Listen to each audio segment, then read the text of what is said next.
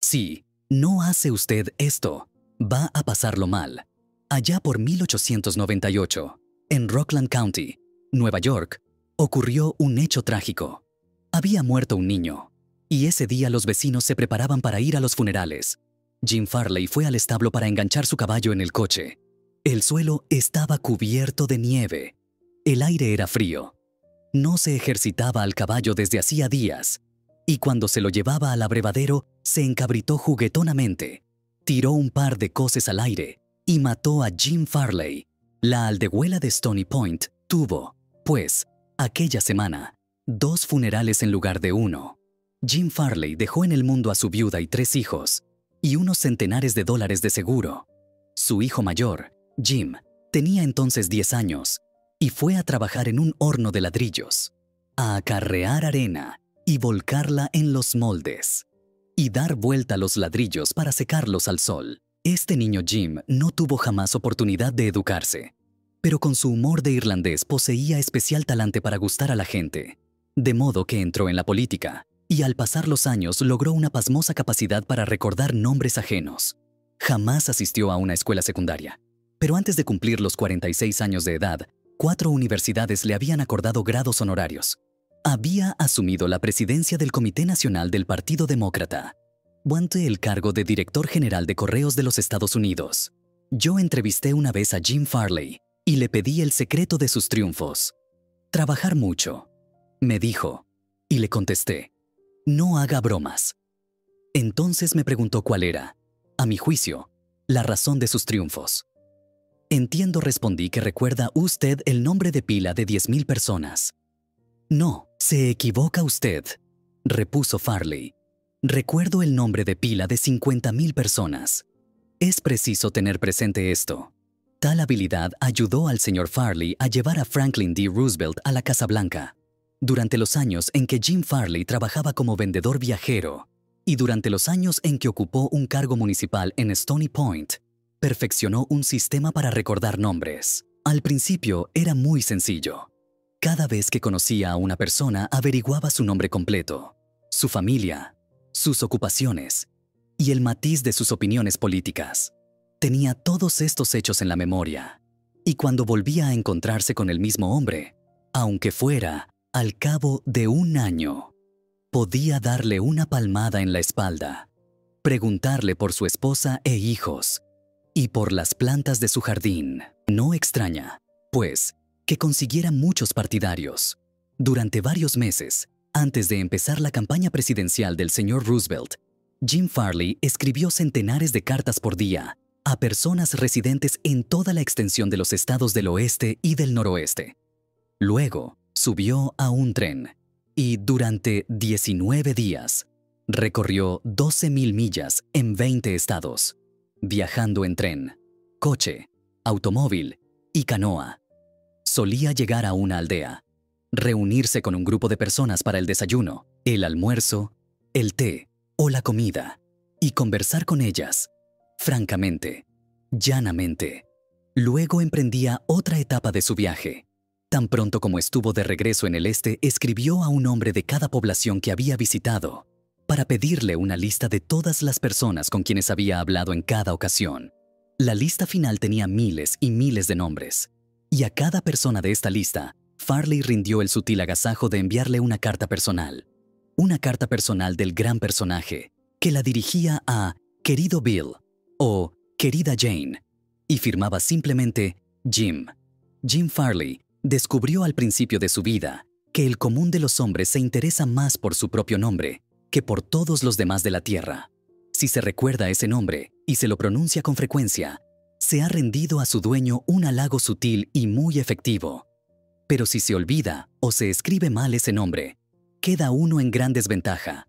Por ejemplo, yo organicé cierta vez en París un concurso de oratoria y envié circulares a todos los norteamericanos que residían en la ciudad.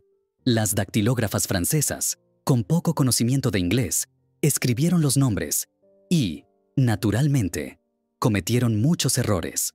Un hombre, gerente de un gran banco norteamericano en París, me escribió una carta furiosa porque su nombre estaba mal escrito. A veces es difícil recordar un nombre, en especial si es extranjero y difícil. Hay personas que en lugar de tomarse el trabajo de ir y intentar aprenderlo, deciden ignorarlo o llaman a esa persona por un apodo más fácil. Sid Levy visitaba a un cliente cuyo nombre era Nicodemus Papadoulos. Todos lo llamaban Nick. Levy nos contó: hice el esfuerzo especial de aprender el nombre y pronunciarlo varias veces a solas, antes de ir a verlo. Cuando lo saludé llamándolo por su nombre completo: «Buenas tardes, señor Nicodemus Papadoulos». El hombre quedó asombrado. Durante lo que parecieron varios minutos, no me respondió nada. Por último, con lágrimas corriéndole por las mejillas, me dijo: «Señor Levy, en los 15 años que llevo viviendo en este país, nadie había hecho nunca el esfuerzo de llamarme por mi nombre completo». ¿Cuál fue la razón del triunfo de Andrew Carnegie? Se le llamaba el rey del acero. Pero poco era lo que sabía de la fabricación del acero. A sus órdenes trabajaban centenares de personas que conocían de ese tema mucho más que él. Pero sabía cómo manejar a las personas, y esto fue lo que lo enriqueció. Al comenzar su vida, demostró sus dones para la organización, su genio como dirigente. Cuando tenía 10 años, ya había descubierto la asombrosa importancia que atribuye la gente a sus propios nombres, y utilizó ese descubrimiento para obtener cooperación. Por ejemplo, de niño, allá en Escocia, cazó una coneja. Bien pronto tuvo toda una cría de conejitos, y nada con que alimentarlos. Pero se le ocurrió una idea brillante. Dijo a los niños de la vecindad que si le llevaban trébol y hierbas para alimentar a los conejos, bautizaría a los animalitos en honor de quienes cooperaban. El plan rindió mágicos resultados, y Carnegie jamás lo olvidó. Años después, ganó millones aplicando la misma psicología a los negocios. Por ejemplo, quería vender rieles de acero al ferrocarril de Pensilvania. Jetta Edgar Thompson era entonces presidente de ese ferrocarril, y Andrew Carnegie construyó en Pittsburgh una enorme planta de altos hornos, a la que puso el nombre de Edgar Thompson Trabajos de Acero. No es difícil adivinar a quién se hizo el pedido cuando el ferrocarril de Pensilvania necesitó rieles de acero. Cuando Carnegie y George Pullman trabajaban por lograr la supremacía en la venta de vagones dormitorios, el rey del acero volvió a recordar la lección de los conejos. La empresa central de transportación en la cual dominaba Andrew Carnegie luchaba contra la compañía en que dominaba Pullman. Las dos empresas pugnaban por proveer de vagones dormitorios al ferrocarril Unión Pacífico. Rebajaban los precios y destruían toda probabilidad de beneficio para la firma que obtuviera el negocio. Carnegie y Pullman habían ido a Nueva York para ver, cada uno por su cuenta, al directorio del ferrocarril. Una noche se encontraron en el Hotel St. Nicholas y Carnegie dijo: «Buenas noches, señor Pullman. ¿No le parece que estamos procediendo como un par de tontos?» «¿Por qué?» Entonces Carnegie expresó las ideas que tenía. Una fusión de las dos empresas. Habló con enorme optimismo de las ventajas mutuas que se desprenderían de la cooperación, en lugar de la pugna, entre los dos intereses. Pullman escuchó atentamente, pero no quedó del todo convencido. Por fin preguntó: ¿qué nombre tendría la nueva firma? Pues, la Pullman Palace Car Company, por supuesto. Se le iluminó el rostro a Pullman. «Venga a mi habitación», dijo. «Vamos a conversar del asunto». Esa conversación hizo historia en la industria de los Estados Unidos. Esta política de Andrew Carnegie, de recordar y honrar los nombres de sus amigos y allegados, fue uno de sus secretos mejores. Señalaba con orgullo el hecho de que recordaba y llamaba por su nombre de pila a muchos de sus obreros, y se vanagloriaba de que, cuando tuvo personalmente a su cargo los altos hornos, jamás se declaró en ellos una huelga. Benton Love, presidente del banco Texas Commerce Bankshares, cree que cuanto mayor es una corporación, más fría se vuelve. Un modo de darle calidez, dice, es recordar los nombres de la gente. El ejecutivo que me dice que no puede recordar nombres, me está diciendo que no puede recordar una parte importante de su trabajo y está operando sobre arenas movedizas.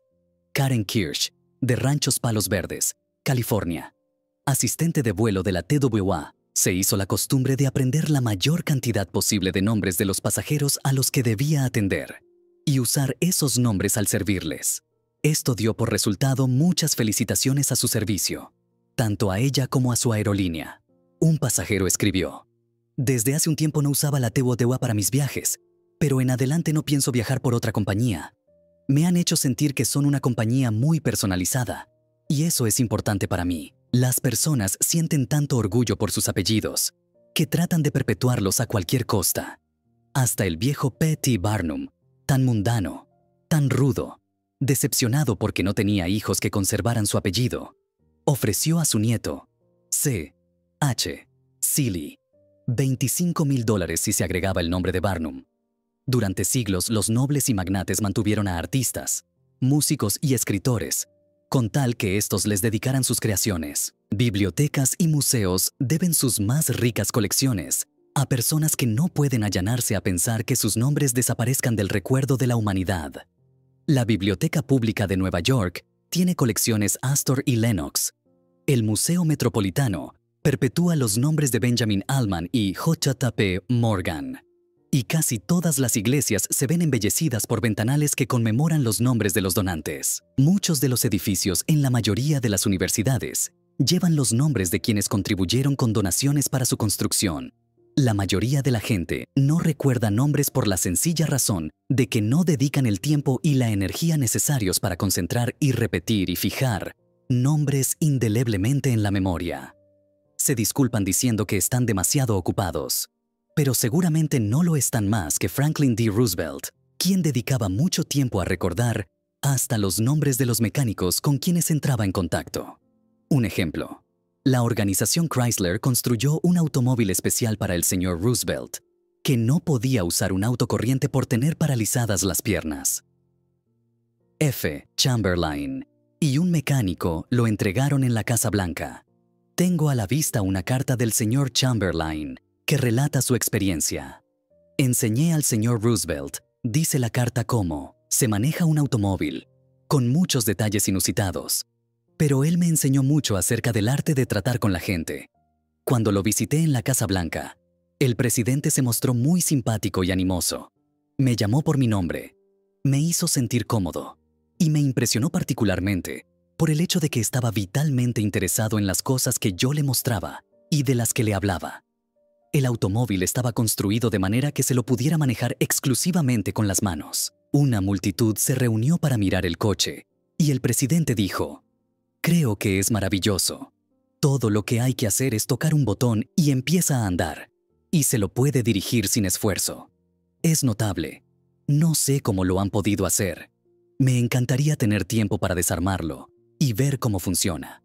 Cuando los amigos y allegados del presidente admiraron la máquina, el señor Roosevelt dijo en mi presencia: «Señor Chamberlain, le aseguro que aprecio sobremanera todo el tiempo y los esfuerzos que ha dedicado usted a producir este coche. Es espléndido». Admiró el radiador, el espejo retrospectivo especial, el reloj, el faro especial, el tapizado, la posición del asiento del conductor, las valijas especiales en el compartimiento de equipajes, con sus iniciales en cada una. En otras palabras, notó todos los detalles que, según sabía él, me habían preocupado más. Se esforzó por hacer notar todos esos detalles a la señora de Roosevelt, a la secretaria de Trabajo, señorita Perkins, y a su secretario. Hasta hizo participar del episodio al viejo portero de la Casa Blanca, a quien comunicó: «George, tendrás que cuidar especialmente esas valijas». Terminada la lección que le di para manejar el coche, el presidente se volvió hacia mí y dijo: «Bueno, señor Chameau Erlaine, hace 30 minutos que hago esperar a la Junta de Reserva Federal. Creo que haría bien en volver a mi trabajo». Yo había llevado un mecánico a la Casa Blanca y al llegar lo presenté al señor Roosevelt. No habló con el presidente, quien solo una vez oyó pronunciar su nombre. Era un mozo tímido y se mantuvo alejado de los demás. Pero antes de retirarse, el presidente buscó al mecánico, le dio la mano, lo llamó por su nombre y le agradeció haber ido a Washington. Su agradecimiento no tenía nada de una falsa cortesía. Decía lo que sentía. Pocos días después de regresar a Nueva York, recibí una fotografía del presidente Roosevelt, con su autógrafo y una cartita de agradecimiento. No sé cómo tiene tiempo para estas cosas. Franklin D. Roosevelt sabía que uno de los medios más sencillos más evidentes y más importantes para conquistar buena voluntad es el de recordar nombres y hacer que los demás se sientan importantes. Pero, ¿cuántos de nosotros hacemos lo mismo? Cuando nos presentan a un extraño, conversamos con él unos minutos y generalmente no recordamos ya su nombre cuando nos despedimos. Una de las primeras lecciones que aprende un político es esta. Recordar el nombre de un elector es cualidad de estadista. Olvidarlo equivale a ir al olvido político. Y la capacidad para recordar nombres es casi tan importante en los negocios y los contactos sociales como en la política. Napoleón III, emperador de Francia y sobrino del gran Napoleón, se envanecía de que, a pesar de todos sus deberes reales, recordaba el nombre de todas las personas a quienes conocía. Su técnica, muy sencilla. Si no oía claramente el nombre, decía: «Lo siento, no oí bien». Después, si el nombre era poco común, preguntaba cómo se escribía. Durante la conversación se tomaba el trabajo de repetir varias veces el nombre y trataba de asociarlo en la mente con las facciones, la expresión y el aspecto general del interlocutor. Si la persona era alguien de importancia, Napoleón se tornaba más trabajo aún. Tan pronto como quedaba a solas, escribía ese nombre en un papel. Lo miraba, se concentraba en él, lo fijaba con seguridad en la mente y rompía después el papel. De esta manera se formaba la impresión visual, además de la impresión auditiva, del nombre. Todo esto requiere tiempo, pero los buenos modales, dijo Emerson, se hacen de pequeños sacrificios. La importancia de recordar y usar nombres no es solo prerrogativa de reyes y ejecutivos de corporaciones. Nos puede servir a todos. Ken Nottingham, un empleado de la General Motors en Indiana, solía almorzar en la cafetería de la compañía. Notó que la mujer que trabajaba en el mostrador siempre tenía mal ceño. Hacía 2 horas que estaba haciendo emparedados, y yo no era sino un emparedado más para ella. Pesó el jamón en una pequeña balanza. Agregó una hoja de lechuga y un plato con un puñado de papas fritas. Al día siguiente, hice la misma cola, la misma mujer, el mismo mal ceño. La única diferencia fue que me fijé en la etiqueta con su nombre en el delantal. Le sonreí y le dije: «Hola, Eunice», y después le pedí el emparedado que quería. Pues bien, la mujer se olvidó de la balanza. Puso una pila de fetas de jamón, 3 hojas de lechuga y una montaña de papas fritas que se me caían del plato. Deberíamos tener presente la magia que hay en un nombre y comprender que es algo propio exclusivamente de esa persona y de nadie más. El nombre pone aparte al individuo, lo hace sentir único entre todos los demás. La información que damos, o la pregunta que hacemos, toma una importancia especial cuando le agregamos el nombre de nuestro interlocutor. Desde la camarera hasta el principal ejecutivo de una empresa, el nombre obrará milagros cuando tratarnos con la gente. Regla 3. Recuerde que para toda persona, su nombre es el sonido más dulce e importante en cualquier idioma.